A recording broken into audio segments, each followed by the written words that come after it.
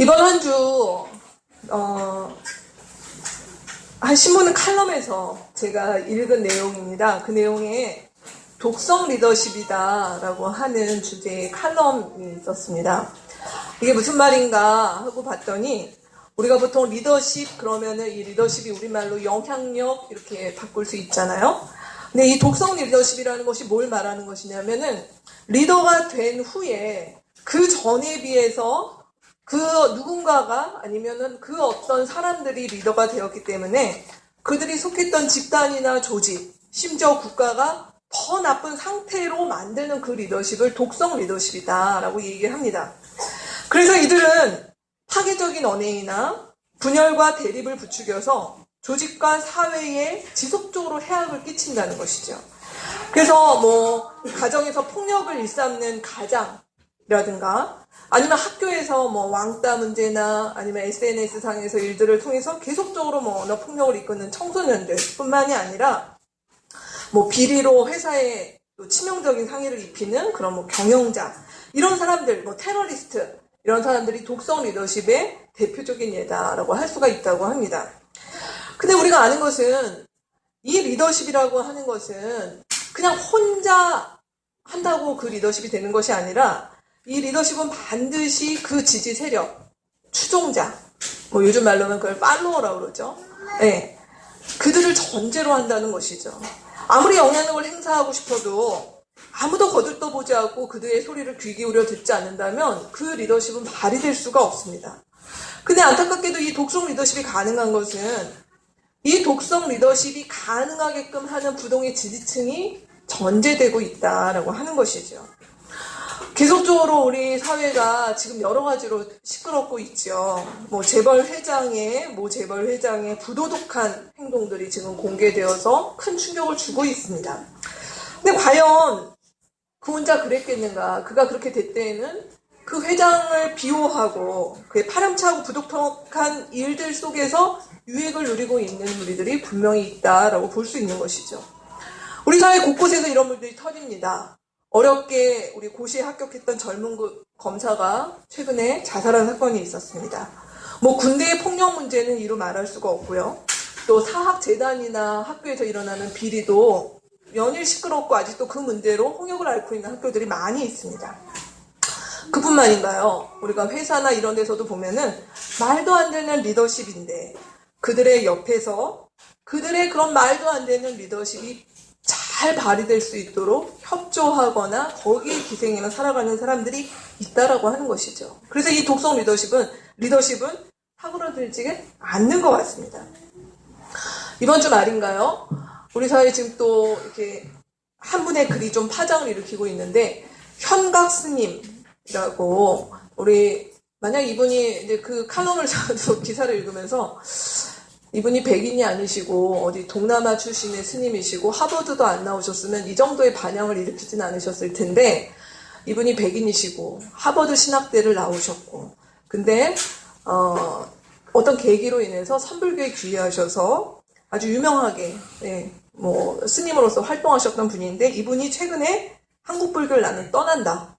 그 이유가 무엇인가? 돈만 밝히는 한국불교, 더 이상 희망이 없다. 상명하복의 한국 불교의 문화 안 된다. 스님 중심의 문화 안 된다. 고로 나는 한국 불교를 떠나겠다라고 하면서 이 글을 올려서 지금 파장이 큽니다. 이런 한국 사회의 독성 리더십이 예외가 없다라고 해도 과언이 아닌 상황이죠. 근데 과연 이 속에서 그럼 교회는 여기에 대해서 자신 있게 말할 수 있는가? 현각 스님의 이러한 내용들이 사실 교회의 지금의 현 주소와도 그렇게 무관하지 않은 그런 상황이 아닌가라는 생각이 듭니다. 우리 계속해서 야고보서의 말씀을 우리가 지금 같이 보고 있는데요. 오늘 야고보서 4장의 말씀이 마치 우리가 오늘 목자 파송식을 하고 또 우리 공동체의 좋은 리더들을 우리가 세우는 것이 참 소중한데, 그것이 소중한 이유가 그만큼 우리 사회 곳곳에서 선한 리더십과 영향력을 발휘하는 일보다는 이렇게 곳곳에서 지금까지 곪고 있었던 이 독성 리더십의 결과가 독서처럼 뿜어내는 우리 사회의 현 주소 속에서 오늘 야고보서의 4장의 말씀이 우리 가운데 주는 메시지가 참 큰 것 같습니다. 자, 오늘 야고보서 4장의 말씀은 무엇이냐면 우리 지난주까지 우리 공동체 안에 시험이 있을 수 있다. 그리고 그 시험에 있어서 우리가 하나님의 시각으로 사람을 대하고 편견과 차별 없이 대해야 되며 우리의 말과 이 모든 부분에서도 우리 주님께서 성령께서 주시는 지혜로 말미암아 우리가 길들여지는 것들이 중요하겠다라고 하는 것이 지난주까지 우리가 말씀에서 봤던 내용입니다. 근데 오늘 야고보서 4장은 무엇으로 시작하냐면 그런 공동체로 우리가 부르심을 받았고 그렇게 세울 수 있음에도 불구하고 공동체 안에 많은 문제가 있다는 것이죠. 그래서 그 문제는 바로 다름 아니라 세속과 즉 세상에 오염된 공동체의 모습들을 야고보 사도가 아주 신랄하게 고발하고 있습니다. 우리 1절부터 우리 4절까지의 말씀 먼저 한번 같이 읽겠습니다. 무엇 때문에 여러분 가운데 싸움이나 분쟁이 일어납니까? 여러분의 지체들 안에서 싸우고 있는 육신의 욕심에서 생기는 것이 아닙니까? 여러분은 욕심을 부려도 얻지 못하면 살인을 하고 탐내어도 가지지 못하면 다투고 싸웁니다. 여러분이 얻지 못하는 것은 구하지 않기 때문이요. 구하여도 얻지 못하는 것은 자기가 쾌락을 누리는 데에 쓰려고 잘못 구하기 때문입니다. 가늠하는 사람들이여 세상과 겉하는 것이 하나님과 등지는 이름을 알지 못합니까? 누구든지 세상의 친구가 되려고 하는 사람은 하나님의 원수가 되는 것입니다. 오늘 말씀에서는 이 공동체가 세속에 오염되었을 때 나타나는 첫 번째 증상, 그것이 바로 무엇이냐면 싸움과 분쟁이 공동체에 있다라고 고발하고 있습니다. 그래서 이 싸움과 분쟁은 어느 정도냐? 오늘 야고보 사도는 그것 때문에 너희가 살인을 하고 다투고 싸운다. 이렇게까지 표현을 하고 있습니다. 여기에 나오는 살인을 한다라는 것이 실제로 사람을 죽였다라는 말이라기보다는 아마 그랬다면 교회가 더 심각해졌겠죠. 근데 성경에서 보면은 이 살인이라고 하는 것은 누군가를 정말 미워하거나 이미 마음에서 이미 살인을 저지른다라고 표현하기 때문에 아마 이 정도의 어떤 강도로 지금 너희 공동체 안에 싸움과 분쟁이 있지 않느냐, 아주 극단으로 치닫는 일들이 있지 않느냐라고 말하는 것입니다. 여러분, 공동체 안에 우리가 두 분의 목자의 간증문에도 살짝 이렇게 언급이 되고 이미 가정교회에 속하신 분들은 이 가정교회 안에 어느 정도의 긴장과 갈등과 불화라고 하는 것들은 다 있을 수밖에 없다라는 것들을 우리는 알고 있습니다. 근데 이런 일을 만날 때 어떻게 해야 되는 거냐는 거죠. 성경이 가르치는 원리, 또 우리 가정교회에서 얘기하는 것, 우리가 관계 속에서 갈등과 어려움을 겪을 때 어떻게 하는가? 먼저는 어떻게 해야 됩니까? 당사자와 개인적으로 만나서 그 이야기들을 먼저 나눠야 됩니다. 근데 만약에 그 일들 속에서 전혀 해결의 의미가 없다, 어떤 변화가 없다, 그러면 두세 사람이 같이 가서 또 같이 권면하고 풀려고 노력을 합니다. 근데 그 일들 속에서 아무것도 없고 더 안 좋다. 그러면 이것이 공동체에 알려져야 되고 그 이후의 과정을 가져야 된다. 이것이 성경이 말하는 것이고 우리 공동체도 이 원리를 따릅니다. 근데 보통의 교회들에서는 이렇게 안 한다는 것이죠. 어떻게 하는가? 이런 관계의 갈등과 불화가 생기기 시작을 하면은 보통은 어떻게 하냐면 상대방과 먼저 나눌 생각을 거의 안 합니다. 여러 가지 이유가 있겠죠. 근데 많은 경우에는 그저 마음에 쌓아두거나 아니면 나의 체면이나 자존심 때문에 그 문제를 덮어버리거나 하는 게 있습니다. 근데 마음에서 정리가 안 되죠. 그러면 어떻게 합니까? 근데 이 일들을 누군가 나누기 시작하죠. 그게 내 편이 되기 시작을 하는 것입니다. 이런 과정 속에서 반드시 어떤 일인가 사실보다 확대되고 오해되고 불신이 확장되는 일들이 생기기 시작합니다. 그리고 계속 이 프레임으로 이 관계를 바라보기 시작을 하면 갈등이 증폭되고 그러다 폭발하는 일들이 생긴다라고 하는 부분이에요. 자, 근데 성경은 우리 가운데 무엇이라고 얘기하냐라고 하는 것이죠. 오늘 무엇이라고 얘기하냐면 우리의 모임과 관계들 속에 긴장과 갈등이 없을 수 없다. 그런 일들이 있을 수 있다. 그러나 그때 우리가 봐야 되는 것은 뭐냐면 오늘 말씀에서 이런 싸움과 분쟁이 어디에서 나는 거냐? 그것은 바로 그 원인이 우리의 욕심 안에 있다라고 이야기하고 있는 것입니다. 그리고 말씀이 이것이 자기 쾌락, 자기 만족에 있다라고 얘기합니다. 자, 욕심이 무엇일까요? 관계에서 욕심을 낸다라고 하는 것이 무엇일까요? 성경이 말하고 있는 욕심의 정의는 뭐든지 자기 중심적으로 한다는 것이에요. 그게 욕심이에요. 그러니까 자기중심적으로 하면 우리가 어떻게 할까요? 왜 관계에서 직면하지 않습니까? 사실은 자기중심적으로 하기 시작하면 내 속 편하고 싶은 게 자기중심이에요. 아니면 내가 후련하고 싶은 스타일. 아니면 내 방식대로 말하거나 행동하는 것. 그것이 사실은 자기 중심, 욕심에 기인해서 관계를 풀어가는 방식이라는 것입니다. 그래서 이렇게 되다 보면 끊임없이 잘 하게 되는 우리의 아주 자연스러운 본성은 뭐냐면 결국은 내 사람 만들고 내 편 만들고 이렇게 가는 방식이 된다라고 하는 것이죠. 그리고 심지어 그런 일들 속에서 어떤 일들이 가능한가? 이 일들을 좋은 명분과 합리화와 개념 있고 의미 있는 일들로 우리는 얼마든지 잘 포장할 수 있다라고 하는 것이죠.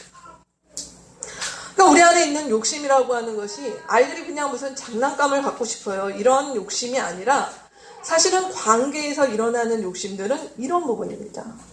그러니 우리가 정직하게 대면하거나 진실하게 나누는 일들을 사실은 용기가 없어서 내지는 그러다가 관계가 깨질까봐 하는 부분들도 분명히 있겠지만 더 깊이 들어가면 사실은 그냥 우리 편하고 싶어서 내 이런 일에 그냥 시달리거나 이러고 싶지 않아서 라고 하는 부분들이 분명히 있다라고 하는 것이죠. 교회 안에 이러한 사람들, 이러한 모습으로 신앙생활을 하고 관계를 맺게 하는 사람들이 있기 시작할 때 이 교회 안에, 공동체 안에 어떤 일들이 있습니까? 교회 안에서 이런 일들이 있습니다. 그렇게 새를 형성하는 사람들이 교회의 주류가 되거나 아니면 그렇게 새를 형성하는 사람들이 그 교회의 실세가 되거나 아니면은 분명히 가정교회나 공동체로 모였지만 그저 인간적인 친밀감 아니면 험담 아니면 어떤 일탈 이걸로 같이 시간을 보내며 친밀하며 그것이 공동체로 착각하는 사람들이 생긴다라고 하는 것입니다. 오늘 본문에서 말하고 있는 간음한다라고 얘기하는 것이 무슨 얘기냐? 여기서 말하고 있는 본문의 간음은 성적인 것이 아니라 성경 전반에서 간음은 우상숭배니라 그렇게 말씀하셨어요. 근데 우상숭배의 본질은 무엇이냐면 하나님보다 가치 있는 것, 즉 내 안에 하나님이 누구냐면 하나님이 아니라 내가 되는 것이죠. 그게 간음인 거예요. 하나님께서 말씀하시는 것들과 하나님께서 가르쳐 주시는 원리보다 나의 욕심, 나의 욕망, 내 편한 대로 살려고 하는 것, 그 마음의 상태도 그것도 간음이다라고 이야기하는 것이죠. 그러한 일들이 우리 안에 교정되지 않을 때 그 공동체 안에는 싸움과 분쟁이 끊이지 않습니다. 그러면 그럴 때 어떻게 되는가? 오늘 성경은 뭐라고 얘기합니까? 우리가 그런 일들 가운데 굉장히 열심과 에너지를 내고 살아가지만 실제적으로 얻는 것이 없다라고 이야기하고 있어요. 야고보 사도가. 그리고 심지어 뭐라고 얘기하는가? 그런 상태가 되면 결국은 하나님과 원수된다라고 이야기를 하고 있습니다. 우리는 많은 경우에 내 편이 생기는 것, 나의 지지 세력이 생기는 것, 그리고 심지어 그런 일들 속에서 이것이 바로잡는 거야. 내가 이런 것들이 맞게 하는 거야 라고 얘기하지만 우리가 잘 분별해야 되는 것이 그 모든 일들을 통해서 결과적으로 만들어내는 것이 싸움과 분쟁이면 인생 헛사는 것입니다. 공동체 잘못하고 있는 것입니다. 그러기 우리가 해야 되는 일은 공동체 안에 싸움과 분쟁에 분명히 불씨와 같은 일들이 우리 안에 있을 수밖에 없어요. 그것이 없다. 불가능합니다. 그러나 그 불씨를 살려서 불을 낼 것이냐 아니면 그 불씨를 초기에 잡아서 싸움과 분쟁의 요소를 줄일 것이냐 그것은 우리에게 달린 문제다라고 하는 것입니다. 두 번째, 이 싸움과 분쟁이 두 번째로 가져가는 모습은 어떤 것이냐? 판단과 정죄를 한다는 것이에요. 네, 판단과 정죄. 우리 11절에서 오늘 말씀을 이렇게 순차적으로 보지 않고 말씀을 중간중간 이렇게 같이 보는데 4장은 전체 다 보는 것입니다.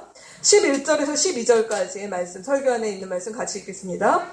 형제자매 여러분, 서로 헐뜯지 마십시오. 자기 형제자매를 헐뜯거나 심판하는 사람은 율법을 헐뜯고 율법을 심판하는 것입니다. 그대가 율법을 심판하면 그대는 율법을 행하는 사람이 아니라 율법을 심판하는 사람입니다. 율법을 제정하신 분과 심판하시는 분은 한 분이십니다. 그는 구원하실 수도 있고 멸망시키실 수도 있습니다. 도대체 그대가 누구이기에 이웃을 심판합니까? 오늘 이 말씀에 보면 어떤 현상이 있다고요?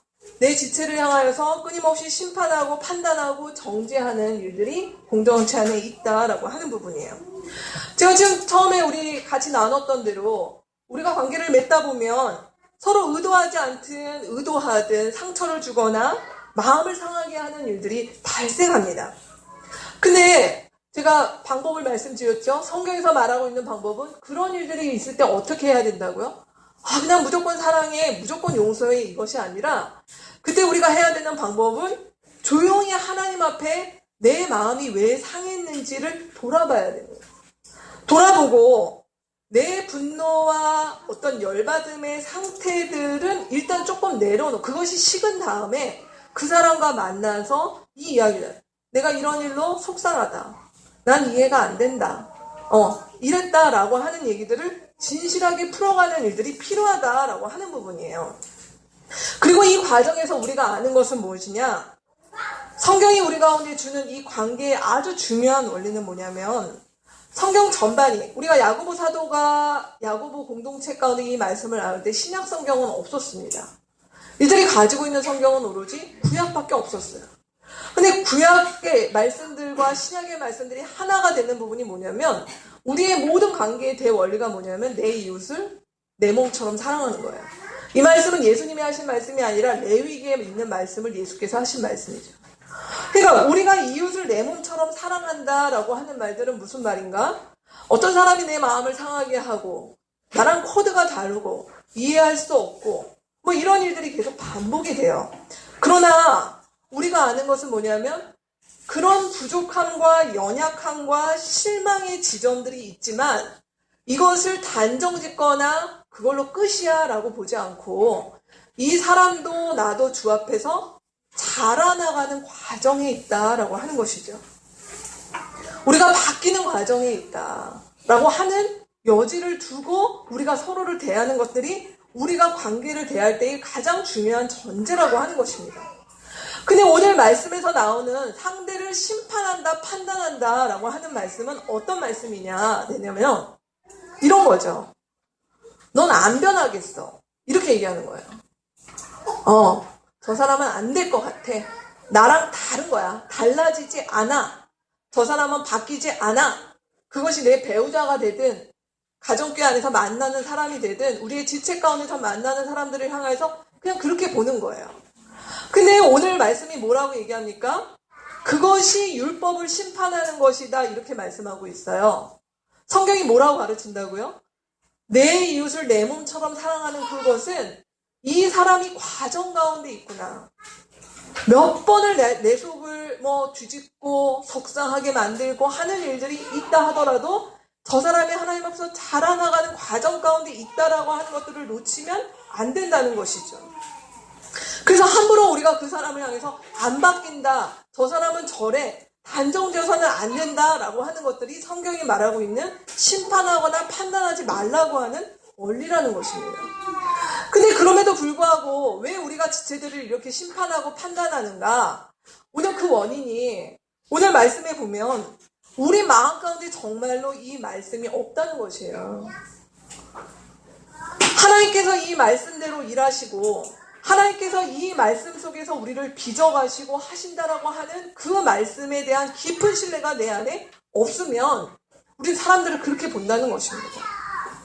물론 저를 포함해서 이 자리에 있는 모든 분들이 사실 쉬운 일이 아니에요. 우리가 이런 일들 속에서 사실 저도 이렇게 지나가 보면 이렇게 지금 믿고 바라보고 있지만 때로 멀어진 사람들이 있습니다. 이런 관계들이 있습니다. 그러면 어떻게 해야 될까요? 안 되는 사람이 있어. 변하지 않는 사람이 있어. 말도 안 되는 사람이 있어. 잘라내야 되는 사람이 있어. 이것은 우리가 취해야 될 자세는 아니라고 하는 것입니다. 그럴 때마다 하나님 앞에서 그럼에도 불구하고 하나님이 저 사람을 기다리시잖아. 그렇다면 나도 기다려야지. 나도 좀 더 참아봐야지. 그 속에서 나도 바뀌는 것일 거야. 하는 것들로 바라보는 것, 그것이 오늘 말씀에서 우리 가운데 요구하는 것입니다. 그러게 이러한 자세를 계속 견지하면 오늘 야고보 사도가 뭐라고 얘기합니까? 오늘 말씀에 보면 12절에 이런 도대체 그대가 누구에게 이웃을 심판합니까? 라고 이야기하고 있는 것이죠. 도대체 누구에게 너가 율법을 심판하느냐? 라고 이야기하고 있는 것이죠. 이게 무슨 말일까요? 이런 그림이에요. 하나님께서 말씀하시기를 하나님의 말씀으로 난 너희를 사랑하고 너희가 나를 닮아가는 과정에 이르도록 내가 그 일을 하고 있고 그것들을 말씀 가운데 약속으로 줬어. 근데 누군가가 옆에서 팔짱 끼고 아닌던데요? 그 말씀 틀렸던데요? 그 말씀은 아닌 것 같아요? 이러고 있다라고 하는 것이죠. 하나님 그렇게 말씀하셨는데. 그냥 하나님께서 말씀하시는 겁니다. 도대체 너가 누구길래? 이 말을 좀 노골적으로 얘기하면 너가 하나님 할래? 이 말입니다. 너가 하나님이냐?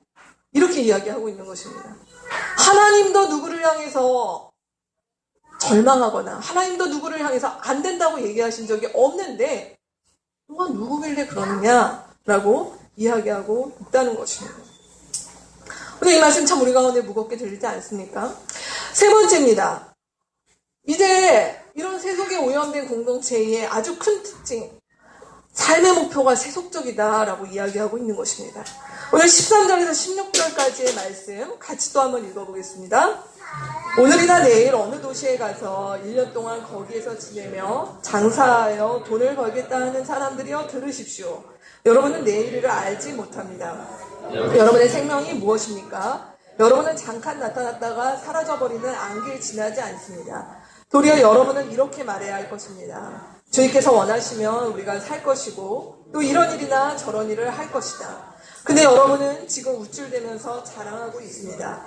그와 같은 자랑은 다 악한 것입니다.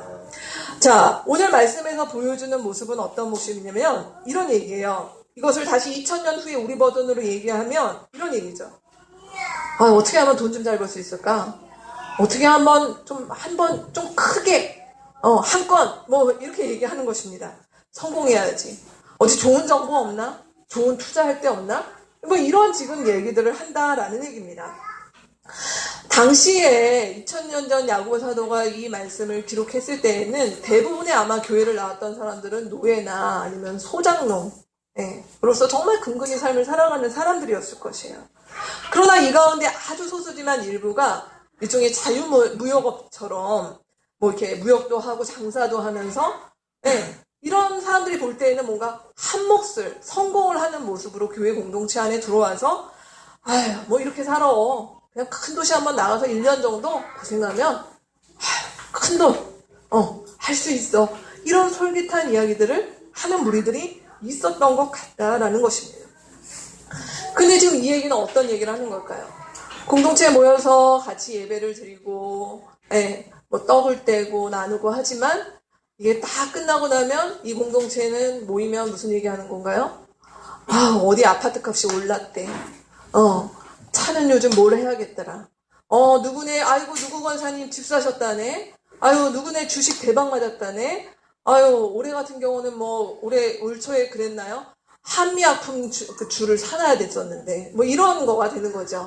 그걸 진작에 사놨어야 되는 건데 뭐 이런 얘기들을 주로 그런 이야기들로 시간을 보내고 거기에 온통 관심이 있고 그런 것들을 아주 잘 알고 그런 정보들을 흘리는 사람들의 이제 다른 모임들이 교회 안에 이제 막 번져가고 생겨가기 시작을 한다라고 하는 것입니다.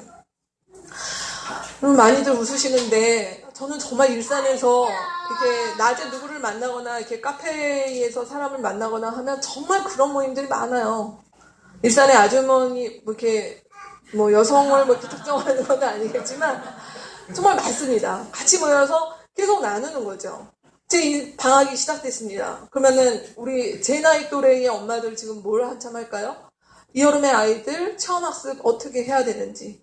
그래서 벌써 딱 저희 동네에 있는 장송초등학교에 딱 바람잡는 아줌마들이 1박 2일 펜션 잡아놓고 아이들 체험할 수 있는 만들어 놓고 학교에 딱 카톡에서 사람들 모아서 해가지고 버스 대절해서 갑니다. 정보 나누고 입시 정보 나누고 고3 엄마들 지금 난리 났습니다. 지금. 근데 그런 것들이 아이들을 위할 뿐 아니라 그 속에서 뭐가 나눌까요? 아파트 정보 나눠야죠. 주식 정보 나눠야죠. 이런 일들이 끊임없이 있습니다. 그러면서 이제 부르는 거죠. 집사님, 권사님 이러면서 이제 얘기를 하는 것이죠. 저는 뭐 그 부분이 그러면 우리가 예수 믿는 사람들은 돈도 벌지 말고 다 어디 수돈에 들어가서 살아야 되느냐 그 얘기를 하는 것이 아니라 오늘 이 말씀 우리 가운데 무엇을 고발하는 건가요? 교회를 다니고 신앙생활을 아무리 해도 삶의 관심은 세상에서 어떻게 돈 좀 벌까 여기에 오로지 관심이 있고 하나님 나라에 관심이 없다라는 것들을 지금 야고보 사도는 고발하고 있는 것이라는 것입니다. 하나님 나라에 관심이 없어요. 하나님 나라의 관심은 일주일에 딱 2번 정도 하는 거죠. 주일 예배 드릴 때, 가정교회 모였을 때 하는 거 외에는 나머지 모든 시간들의 관심은 내가 어떻게 살까? 어떻게 해야지 돈을 잘 벌지? 하는 일에만 관심이 있고 그 일들을 잘하는 사람들, 그 일을 앞서가서 하는 사람들 부러워하며 고민하며 때로는 그것 때문에 내가 못 사는 것이 아닌가 뭐 이런 염려하며 살아가는 일들이 있다라고 하는 것입니다. 오늘 야고보 사도는 무엇이라고 얘기하냐면 그 원인이 뭐에 있나? 병든 신앙에 있다는 것이에요. 왜 병든 신앙인가? 오늘 말씀에 이런 이야기가 있습니다. 그렇게 생각을 하는데 14절 말씀에 보면 이러냐면 너희 내일을 알지 못한다. 여러분의 생명이 무엇입니까? 안개에 불과하다 라는 이야기들을 야고보 사도가 하고 있습니다. 이 말은 무슨 말일까요? 건강한 신앙은 어떤 신앙이냐면요 죽음을 생각하는 신앙이에요. 이 죽음을 생각한다라는 것은 자살 충동을 느끼고 산다 이 얘기를 드리는 것이 아니라 나의 삶의 유한성을 안다는 것이죠. 내가 돈을 벌어서 내가 큰 집에 가서 우리 김동호 목사님이라고 하시는 분이 했던 얘기 중에 전 참 그 기억에 남는 것이 사람이 평생 살면서 화장실 개수 늘리다가 인생 끝난다는 거예요. 요즘이야 우리가 다 그렇지만 예전에 저도 어렸을 때 그랬는데요. 화장실이 집안에 있지 않았죠. 마당에 있거나 우리 초등학교 옛날 화장실 기억하십니까? 되게 무서웠어요. 옛날 푸세식 화장실이라고 하는 그런 화장실로 살다가 그때 꿈들이 뭡니까? 집안에 화장실 있는 집에 살아보는 게 꿈이었죠. 돈을 열심히 모아서 부모님 집에 어떻게 하셨습니까? 그런 집을 장만해요. 근데 그런 화장실에 있는 변기가 뭐예요? 쪼그리고 앉아있는 변기였어요. 그래서 그 다음에 목표가 뭡니까? 좌변기에 앉아보는 집에 살아봤으면 좋겠다. 돈을 열심히 봅니다. 좌변기에 있는 집을 샀어요. 근데 식구가 있으니 그 다음 목표는 뭐예요? 화장실 2개 있는 집에 살면 좋겠다. 이렇게 간다는 거죠. 화장실 2개 있는 집에 장만할 때쯤 되니까 40, 50대가 됐어요. 그 다음에 뭐예요? 화장실 3개 있는 집? 그 다음에 내 자식이 화장실 있는 집? 이렇게 간다는 거예요. 근데 오늘 야고보 사도가 지금 무슨 얘기를 하는 거예요? 안개와 같지 않냐는 것이. 그렇게 다 하고 사서 화장실 한 5개 뭐 이런 집에 살았다고 합시다. 근데 나이가 80이에요. 허무하지 않냐라고 얘기하는 거죠. 우리가 건강한 신앙생활을 하는 것은 그것이 목표가 아니라 우리 인생이 참 안개와 같기 때문에 하나님 앞에서 나의 삶을 내 인생이 죽음이 있다라는 걸 생각을 하게 되면 만약 내 죽음이 한 달 앞이다 라고 생각을 하게 되면 내가 오늘 화장실 늘리는 일에 신경 쓰면서 사느냐라고 하는 것이죠. 인생이 갈물이 될 수밖에 없죠. 인생의 우선순위가 조율될 수밖에 없죠. 그게 우리가 죽음을 생각하는 삶이다. 그것이 14절에 얘기하는 것입니다. 근데 건강하지 않은 신앙, 병든 신앙은 어떻게 한다고요? 안개인 걸 잊어요. 그래서 늘 꿈을 꿔요. 꿈을 꾸는 것이 나쁜 것이 아니라 하나님 없는 꿈을 꾼다는 것이에요. 그리고 그것이 뭐로 돼요? 인생의 비전이요, 전략이요, 이렇게 우린 잘 포장할 수 있다는 거예요. 근데 그것이 아니다라고 얘기하는 것입니다. 그러면 어떻게 살아야 되는가? 15절 말씀이 무엇이라고 얘기합니까? 자기의 삶에 어떤 일들을 계획하든 주님이 원하시는 것이 무엇인가? 여기에 나의 관심과 내가 어떤 일들을 선택하거나 할 때의 기준으로 두는 것이 건강하다라고 얘기하는 것이죠. 이렇게 살아가는 사람들, 세속적인 삶의 목표를 지닌 사람들의 삶의 모습은 어떠할까요? 오늘 16절 말씀인가요? 신앙생활을 하는데 이 사람들이 신앙생활 안 하는 사람들이 아니에요. 불신자들이 아니에요. 교회 안에 있는 사람들이에요. 근데 야고보사도 뭐라고 얘기합니까? 그들의 신앙생활이 악하다고 얘기하고 있어요. 그렇게 교회 다니는데 그렇게 공동체로 모이는데 세속적인 삶의 목표로 충만한 사람들의 삶을 향하여서 악한 생활이다라고 야고보 사도가 이야기하고 있는 것입니다. 그래서 그들의 우쭐거림이나 자랑은 허무한 것에 불과하다라고 얘기하는 것이죠. 그러니까 우리의 삶이 하나님의 그 영원하심에 연결되어 있지 않는다면 이 모든 것들은 허무한 것입니다. 여러분, 우리가 오해하지 말아야 되는 것은, 그러면 제가 아까 얘기 드린 대로 그럼 우리는 돈도 벌지 말고 그냥 어디 기도원 가서 그냥 내 먹을 거 농사 지으면서 그렇게 살아야 되는가, 그 얘기를 하는 것이 아닙니다. 오늘 두 분의 허락을 받지 않고 이 예화를 쓰겠습니다. 얼마 전 노승진 김수영 가족이 에어컨 장만했어요. 제가 알기로 뭐 그 얘기까지 할 건 없지만 아무튼 돈이 생겼어요. 적지 않은 돈이 정가운데 이게 빌려줬던 돈을 잘 받게 되는 감사한 일이 있었습니다. 근데 사실 이 부부가 이 돈으로 딴 걸 할 수도 있었을 텐데 에어컨을 장만했거든요.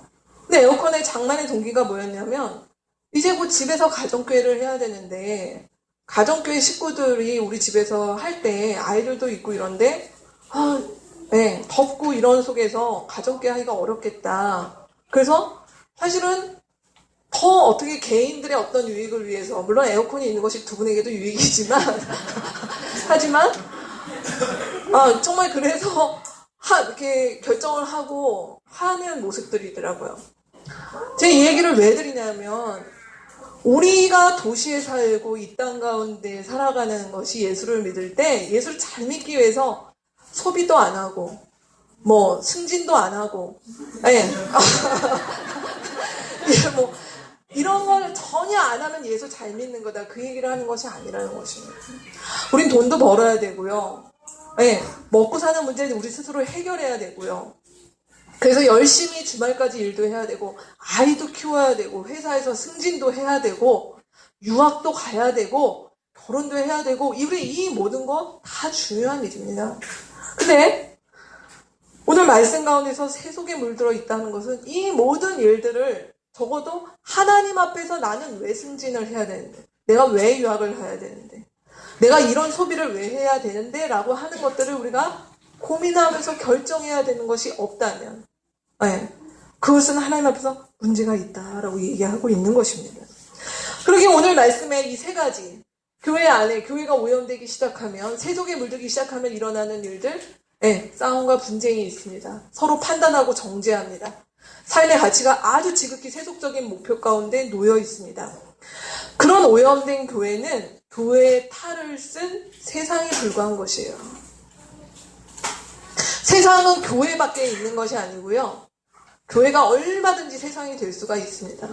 우리가 아무리 예배를 많이 드리고 우리가 아무리 뭘 한다 하더라도 우리가 하나님 앞에서 우리가 얼마든지 세상처럼 살면서 소위 종교행위로 할 수 있는데, 주님은 우리 가운데 그건 교회가 아니라 교회의 탈을 쓴 세상에 불과하다라고 이야기하고 있는 것입니다.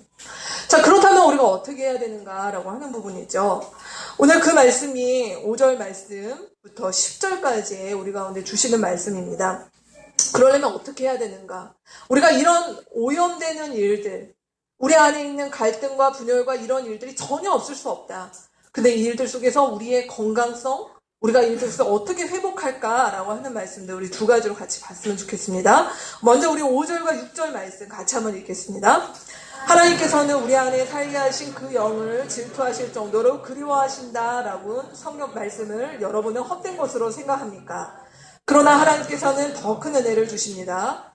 그러므로 성경에 이르기를 하나님께서는 교만한 자들을 물리치시고 겸손한 사람들에게 은혜를 주신다 하고 말합니다. 첫 번째는 무엇입니까? 오늘 5절 말씀은 반어법입니다. 5절 말씀이 뭘까요? 여러분은 헛된 것으로 생각합니까? 라고 물어보는데, 이것이 정말 그렇게 생각하냐라고 묻는 것이 아니라 헛되지 않다라는 얘기를 하고 싶은 것이죠. 그러면 5절 말씀이 무슨 얘기를 할 거예요? 하나님이 어떤 분이시라고요? 질투하시는 하나님이라는 거예요. 하나님은 우리 안에 우리를 질투하신다. 어떤 우리를? 우리가 앞에서 봤던 것처럼 하나님으로 충분하지 않냐고 세속에 흔들리고 요동하는 우리를 질투하신다라고 말씀하고 있는 것이에요. 그러면서 6절에 보면 더 큰 은혜라고 얘기를 하는데, 더 큰 은혜라고 하는 건 비교급이잖아요. 은혜가 있다는 것이죠. 근데 그보다 더 큰 은혜가 있다는 것이죠. 여기서 말하고 있는 은혜는 5절이 은혜라는 것이에요. 5절. 이 5절 말씀은 무엇을 얘기를 합니까? 하나님이 질투하시는 하나님이세요. 근데 원래 우리는 어떻게 해야 됩니까? 이 세상의 원리는 하나님께서 사랑하는 자들, 우리도 그렇잖아요.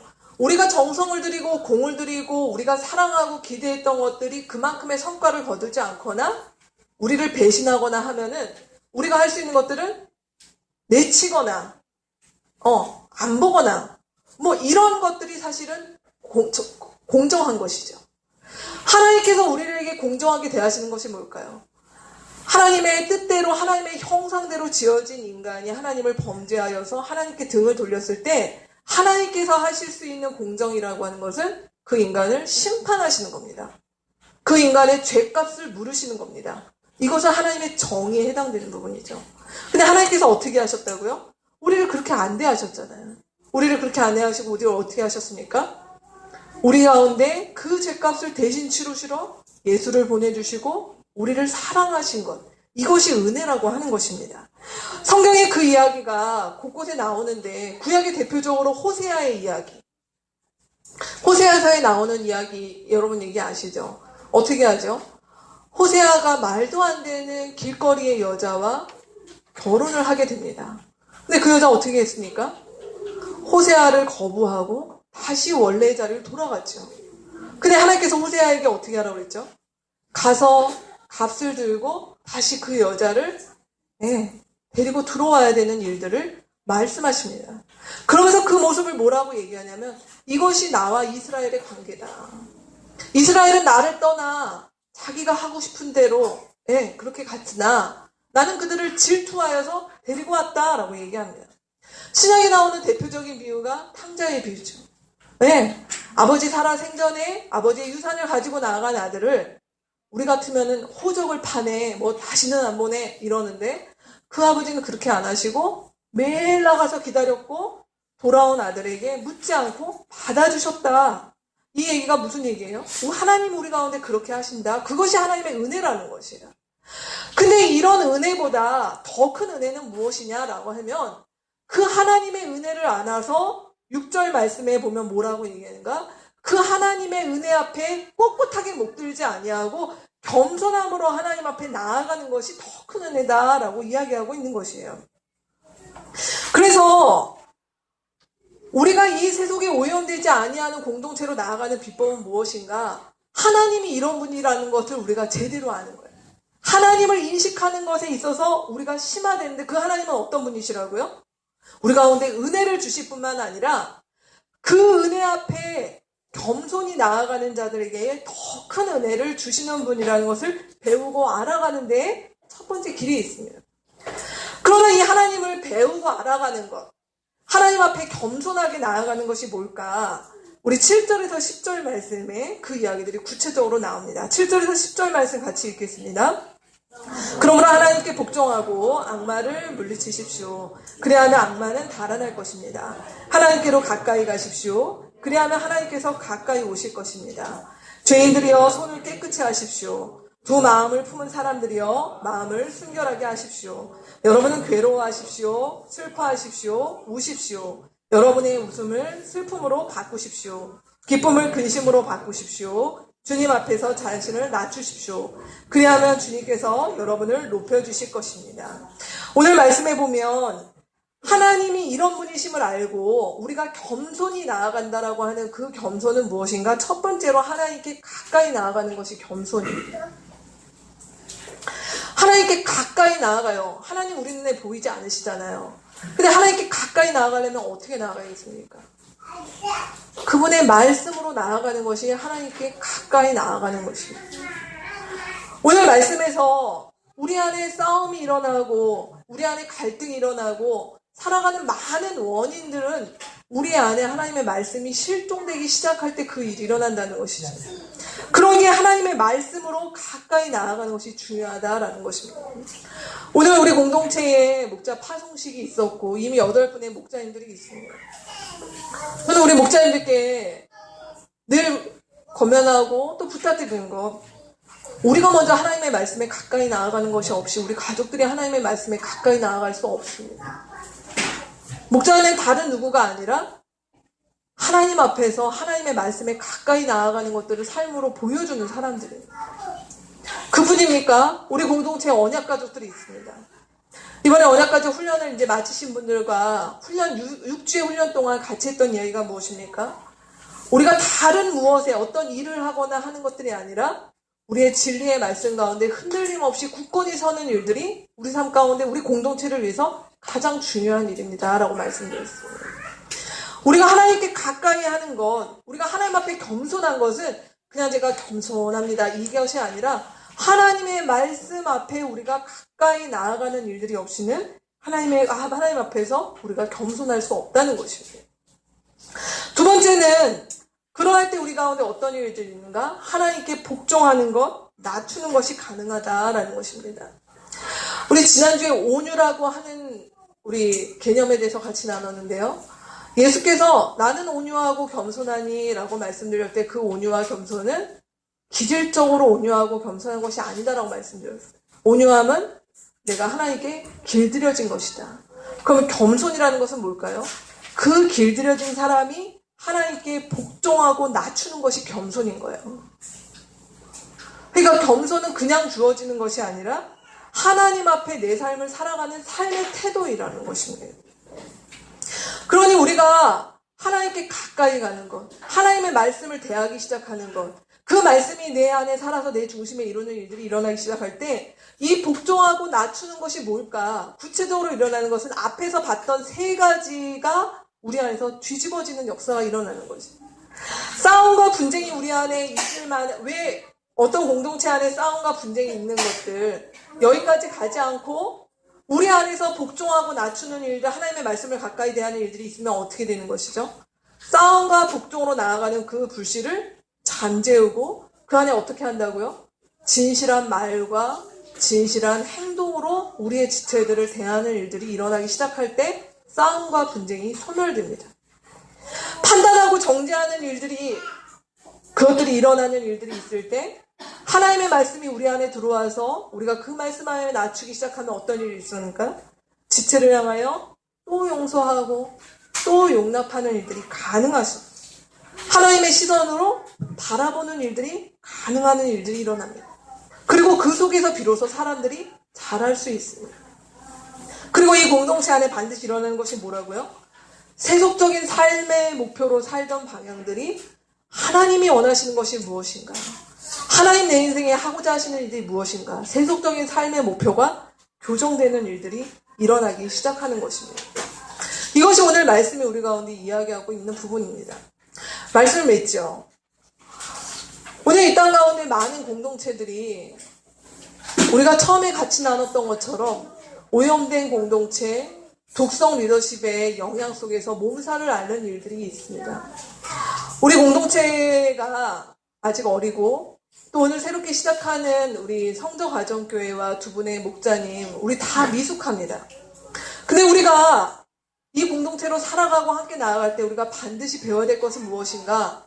우리 안에 이런 일들 속에서도 회복의 능력, 그리고 이 회복의 능력으로 하나님 앞에서 우리가 지금까지 봤던 이 세 가지들이 우리 안에서 교정되고 자정되는 그 역사가 일어나는 일들을 우리가 배울 때 이 공동체의 생명이 가능할 것입니다.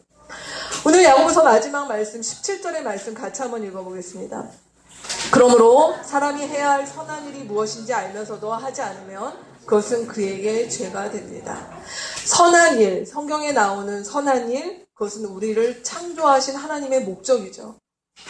주께서 우리를 부르시고 우리를 하나님의 백성 삼으셔서 우리를 선한 일을 위해서 우리를 부르셨습니다.